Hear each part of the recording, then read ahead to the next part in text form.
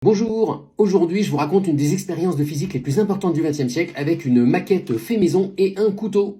On est au début du XXe siècle et Einstein, dans un article célèbre, a écrit que la lumière était composée de petits grains individuels, les photons. Et donc il y a un physicien qui s'appelle Robert Millikan, un des plus merveilleux expérimentateurs du XXe siècle, qui se dit « je vais tester ». Si la physique quantique a raison, chaque grain de lumière doit pouvoir arracher un électron s'il a suffisamment d'énergie, et tout ça va être relié en particulier à la constante de Planck. En théorie, c'est facile. Vous prenez de la lumière, un bout de métal, vous éclairez le métal, vous arrachez des électrons et puis vous mesurez le nombre d'électrons que vous arrachez.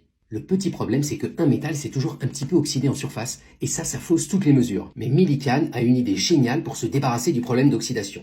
Donc vous voyez, c'est une expérience avec des petits bouts de métaux, un couteau, et il met tout ça dans une cloche en verre sous vide. Et donc il amène son expérience comme ça, il met le couteau comme ça, et il se met à gratter, mais pendant qu'il est sous vide.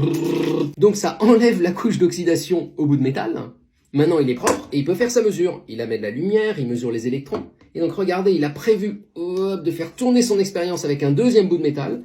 Il le gratte à nouveau, il l'éclaire à nouveau, et il mesure. Et comme ça, il va mesurer cette courbe. Et il trouve exactement le comportement prédit par Einstein, ce qui n'empêche pas de dire que lui-même croit pas trop à la physique quantique, et il lui faudra 30 ou 40 ans et un prix Nobel pour finalement accepter l'évidence. La physique quantique a triomphé à travers cette expérience. Bonne journée!